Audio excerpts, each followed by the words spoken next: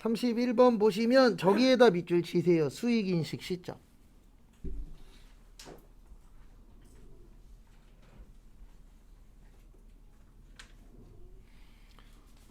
그래서 보시면 수익인식 시점이라고 있는데요. 일단 일반적인 건 총 세 가지가 있어요. 이제 현금으로 받을 때랑 외상으로 할 때랑 할부로 할 때는 인도 기준이에요.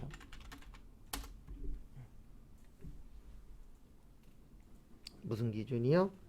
인도 기준. 그래서 거기 보시면 몇 월 며칠 날 인도했죠? 6월 28일 날 인도했죠? 그래서 정답 2번.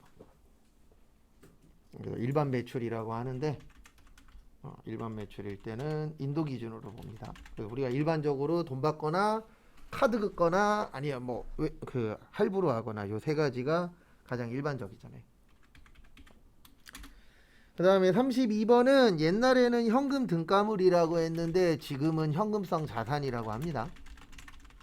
그래서 통화 및 통화 대용 증권. 그래서 혹시 공부하시다가 현금 등가물이라고 나오면 지금은 현금성 자산이에요. 그 다음에 요구 불예금, 당좌하고 보통이 있죠. 그 다음에 현금성 자산, 취득 당시 만기가 몇 개월이요? 3개월. 그래서 1번 만기가 1년이죠. 정답 1번.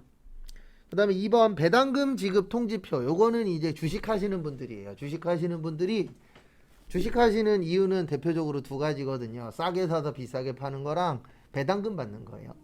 그래서 배당금 받으면 이거 현금처럼 쓸 수 있습니다. 그 다음에 3번 요구불 당좌예금 맞고요. 4번 만기 도래한 사채 이자표. 이거 이자 준다는 거거든요. 그러면 이자 받으면 우리 뭐처럼 쓸 수 있죠?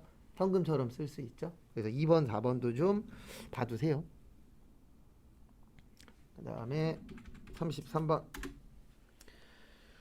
슈퍼컴퓨터 사셨죠? 우리 컴퓨터는 비품입니다. 그래서 비품인데 정답은 저기 3번이에요. 왜냐하면 소프트웨어 있죠. 이거 분계 문제로 나오거든요. 이거 무형자산이에요. 소프트웨어라는 계정 과목이 따로 있습니다. 우리 소프트웨어는 프로그램 이야기하는 거예요. 그래서 정답은 몇 번이 되세요? 3번이 됩니다. 그러니까 이거 만약에 분계하면 이렇게 되는 거예요. 차변의 비품 830, 그 다음에 소프트웨어 200, 그 다음에 뭐 현금 줬다 그러면 대변에 현금 1030, 이런 식으로 되는 거예요. 그래서 요거 간혹 가다가 분계 문제 나옵니다. 그래서 소프트웨어도 좀 봐주세요.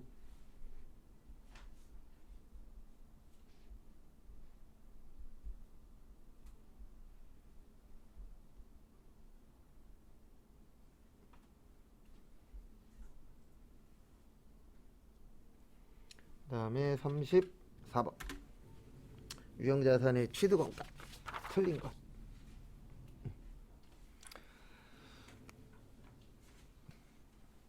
일단 1번 위에다가 4페이지 위에다 요거 하나만 적어주세요. 건물이 있는 토지 구입 후 건물 철거 비용은 토지의 부대 비용으로 봅니다. 그래서 1번 맞아요.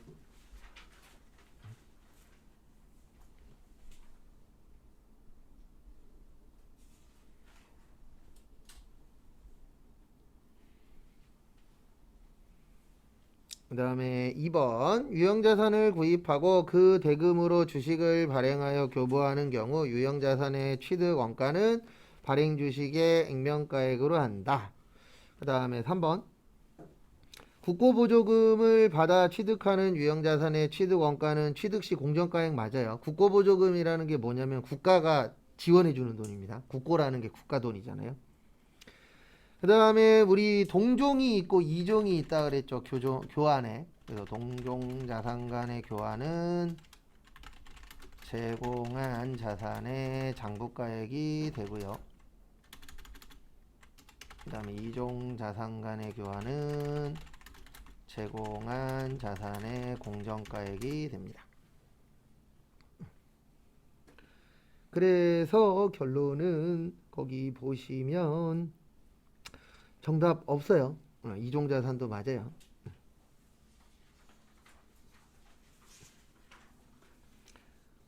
그 다음에 35번 상품권. 상품권 나오면 분계 이렇게 됩니다. 어떻게 되냐면요 상품권을 판매했을 때 상품권을 판매했을 때는 차변의 현금, 대변의 상품권 선수금. 근데 상품권 선수금이 없으면 그냥 선수금 처리하시면 돼요. 그 다음에 상품권을 회수를 하게 되면 차변의 상품권 선수금. 근데 상품권 없으면 그냥 선수금으로 잡으셔도 됩니다. 왜냐면 이게 상품권 선수금이 있을 수도 있고 없을 수도 있어요. 그 다음에 대변의 뭐 제품 매출. 분개를 한다면. 왜 그러냐면 그 상품권은요, 상품권을 회수하고 물건을 판매해야 매출로 봐요. 아까 일반 매출은 인도 기준이라 그랬었죠.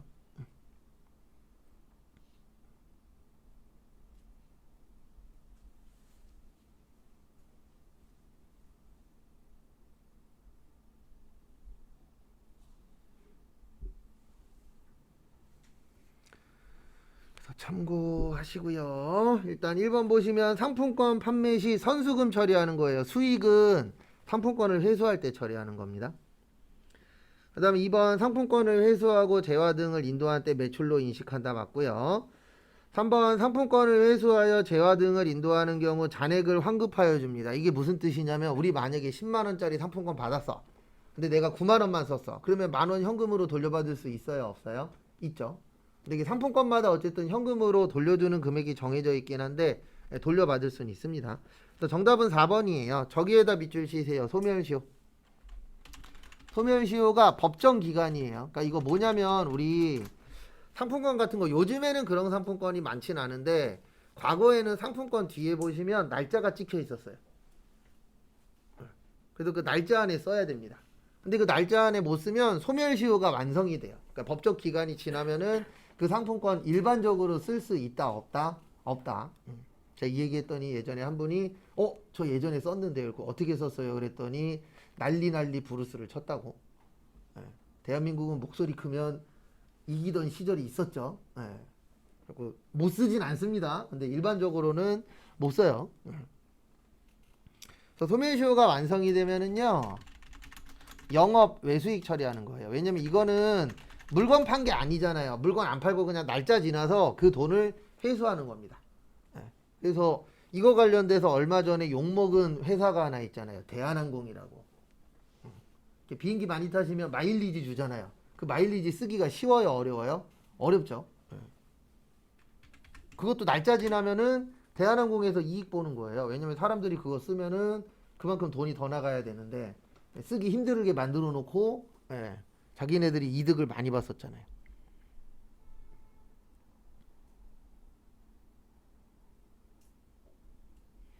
그 다음에 36번 원가에게.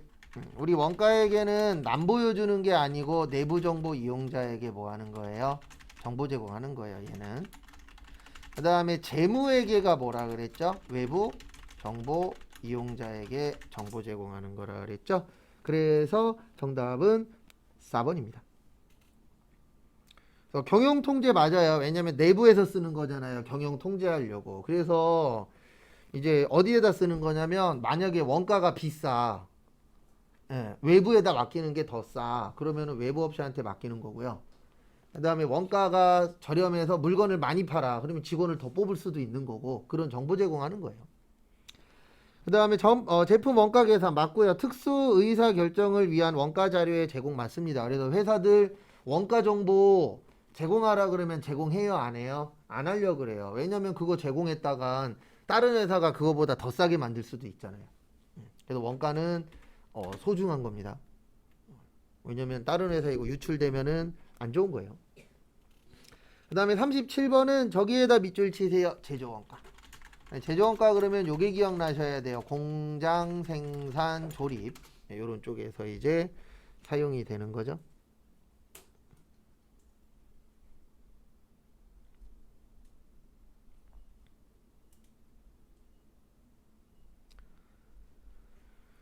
참고하시고요. 37번. 그래서 보시면 판매부서 아니죠. 공장장 맞아요. 대손 아니에요. 본사 아니에요. 제품 맞습니다. 기계 맞아요. 그래서 정답은 65,000원. 2번. 그러니까 문제에서 뭐 이거 당연한 얘기인데 문제 푸실 때 제일 중요한 것 중에 하나는 여기에서 물어보는 게 어떤 내용이냐. 그걸 이해하는 게 가장 중요하긴 하죠.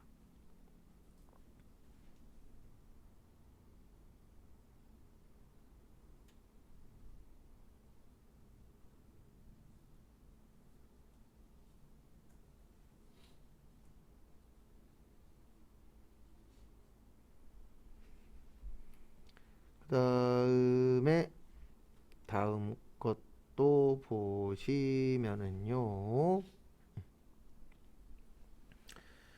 38번 저기에다 밑줄 치세요. 어디 갔냐? 20만원 과소배부.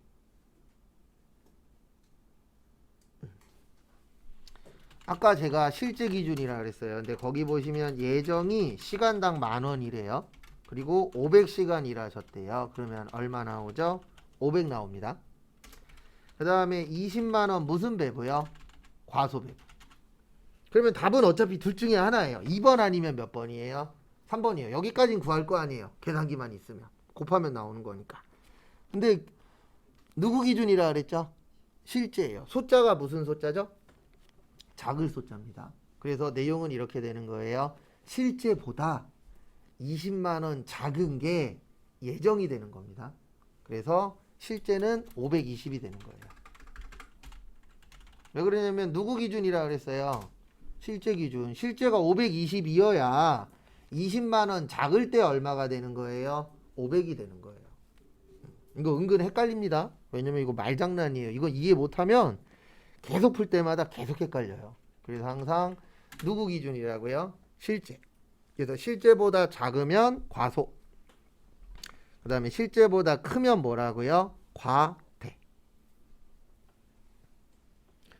그 다음에 39번은 저기에다가 밑줄 치세요. 재료비는 전량 투입. 그 다음에 가공비는 균등 발생.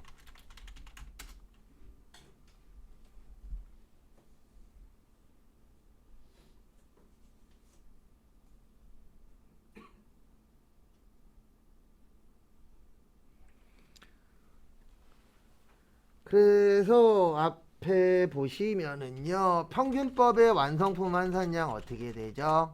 1 플러스 말이죠. 그래서 재료는 완이 800개, 말이 200개, 그래서 1000개 돼요. 그 다음에 가공은 완이 800개, 말이 200개에 50%, 그래서 900개 됩니다.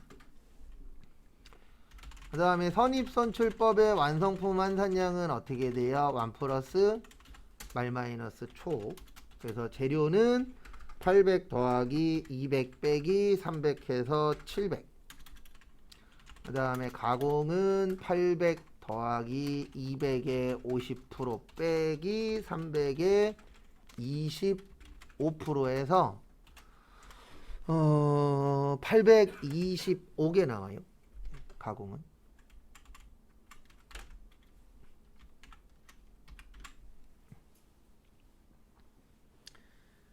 그래서 정답 3번입니다. 평균법의 가공만 맞고 나머지는 다 틀렸어요.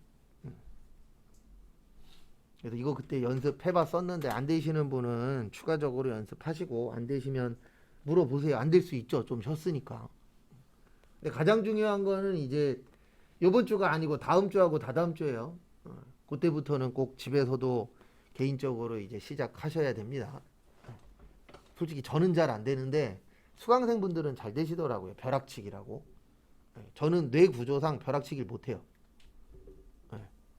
저는 약간 좀 시간이 좀 필요한 사람이라, 사람들마다 다르잖아요. 어떤 분들은 단기간에 바짝 이렇게 하면 잘 되시는 분들이 계시는데, 그래서 제가 처음부터 공부해라 얘기한 게 그건 그냥 저하고 안 맞더라고요. 근데 수강생분들 중에서 벼락치기 잘 되시는 분들도 있어요. 그리고 어차피 시험이라는 게 그날 가서 기억나냐 안 나냐 싸움이니까. 그 다음에 40번은 저기에다 밑줄 치세요. 종합. 우리 개별 원가 계산은 비싼 거라 그랬어요. 종합은요 싼 거라 그랬죠. 그래서 여기에서 물어본 게 지금 뭐 물어봤죠? 종합 물어봤죠? 그러면은 개별하고 종합 물어봤으니까 종합은 가장 싼 거예요. 1, 2, 3, 4번 중에서 가장 싼 거 뭐예요? 라면이죠. 정답 2번. 3번이 싸도 좋을 텐데. 그럼 비행기 타고 다니면 되잖아요. 아, 근데 기름값이 더 나오겠구나. 그래서 이런 식으로도 나와요. 그러니까 시험 문제가 복불복이에요. 어떤 게 나올런지 모르니까. 그 다음에 41번은 과세기간입니다. 일단 앞에 보세요. 우리 1기는 1월 1일부터 6월 30일 맞아요. 근데 이제 예정하고 뭘로 나누는 거죠? 확정으로 나누는 거죠. 그 다음에 2기는 7월 1일에서 12월 31일 맞아요. 근데 그 안에 예정하고 확정이 있는 겁니다. 그래서 1번 맞고요. 정답은 2번이에요. 똑같아요. 똑같은데 이제 차이는 뭐냐면 법인은 1년에 4번 신고하고요. 개인은 1년에 2번 신고하고요. 간이과세자는 1년에 1번 신고해요. 왜 그러냐면 이게 이제 어떻게 보면 규모의 차이인데 일반적으로 법인이 커요, 개인이 커요? 법인이 크죠. 네. 그러니까 한 번에 내려면 부담되니까 4번에 나눠서 내는 거고 개인은 법인보단 작아요. 그래서 신고는 2번 하는데 개인의 특징은 이겁니다. 예정 고지 납부한다 그랬어요. 그래서 고지서로 날라오는 거지 내는 건 4번 똑같아요. 근데 이제 신고는 2번만 합니다. 왜냐면 2번은 고지서로 내는 거예요.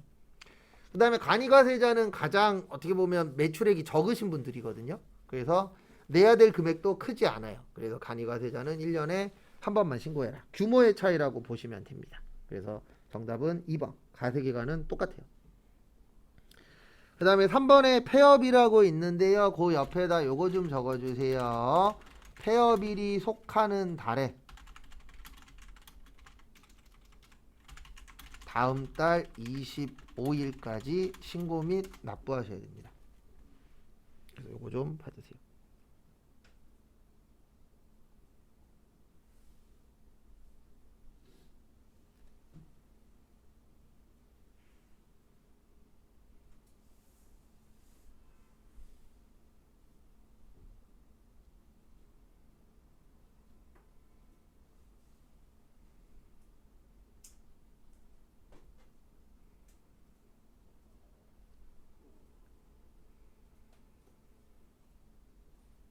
그 다음에 42번 면세.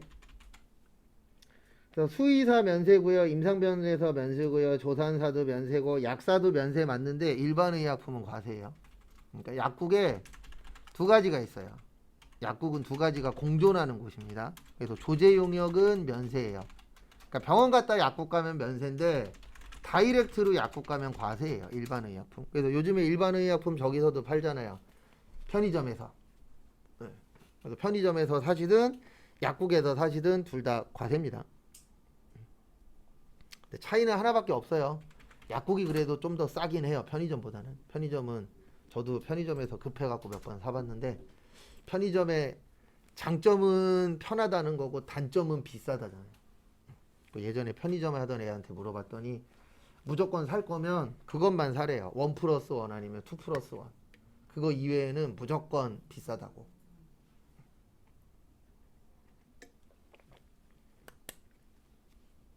그 다음에 43번. 요것도 가끔씩 내요. 약국 관련돼서.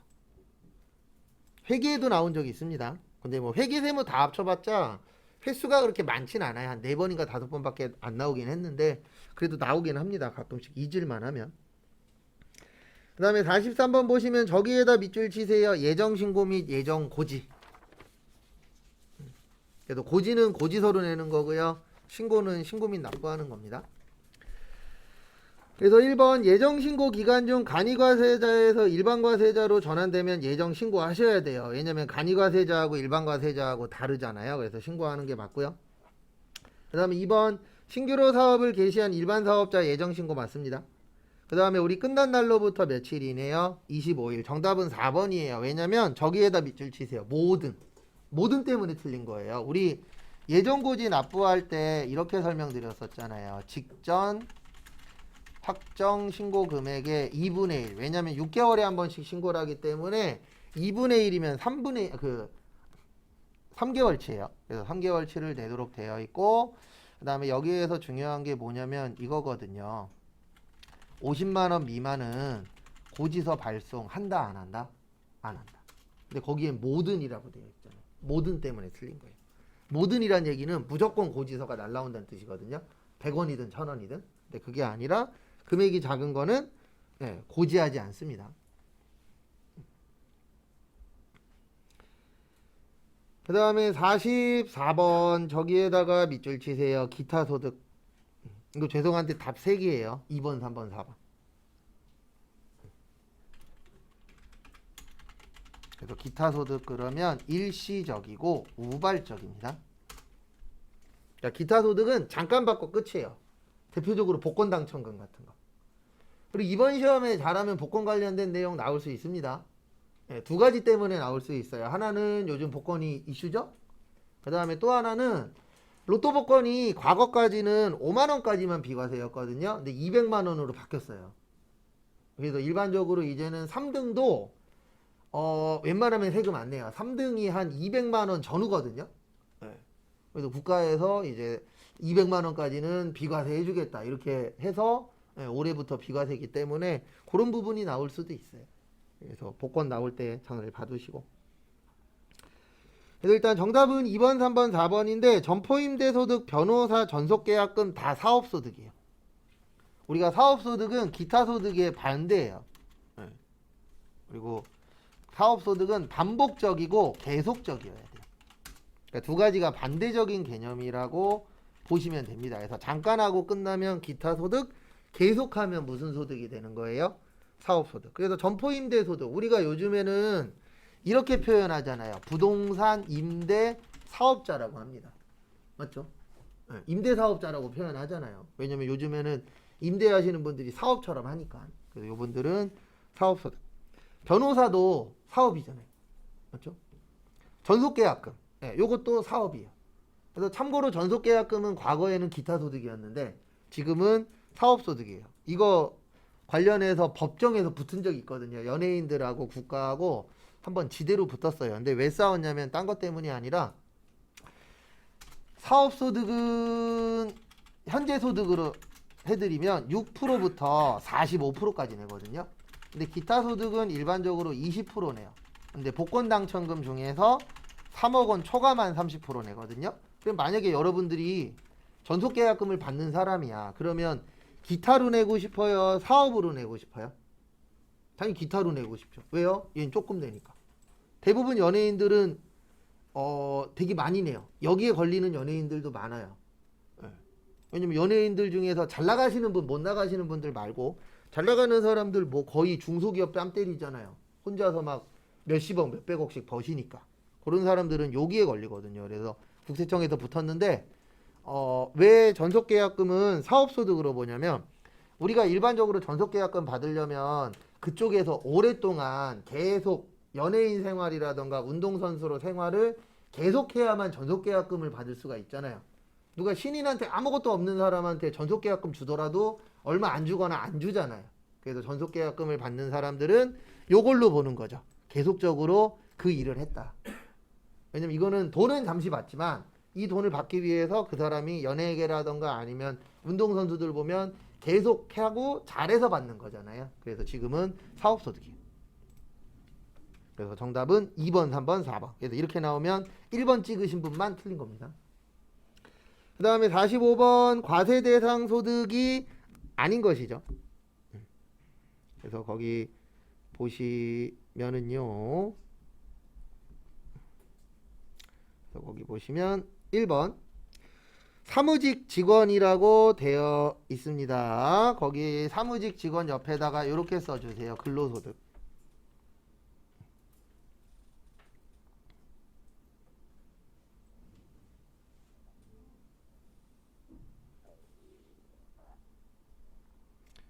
그래서 그 부분 참고하시고요.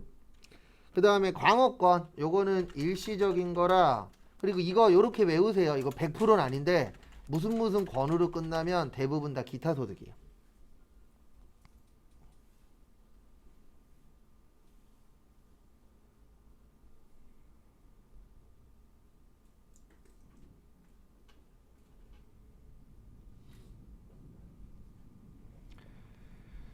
그 다음에 다음 거 보시면은요.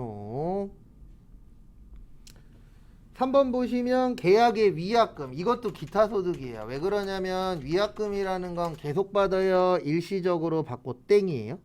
일시적으로 받고 끝나죠. 그래서 그것도 참고를 좀 해주세요.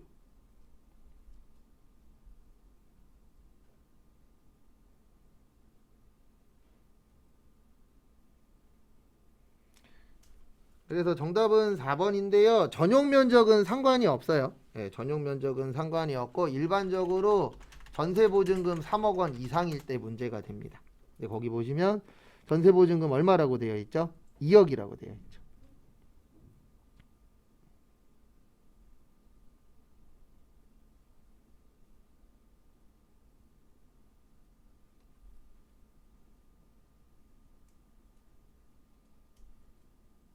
그래서 2억이 아니고 3억이다. 그것만 좀 봐주세요. 그 다음에 시간이 좀 남았으니까 숙제량을 조금 늘릴게요. 그래야 저희가 조금이라도 더 빨리 기출문제 하나라도 더 풀 수 있으니까 숙제는 46번부터 60번까지로 하도록 하겠습니다. 그래서 지금부터 숙제까지 하세요. 내일 오시면 60번까지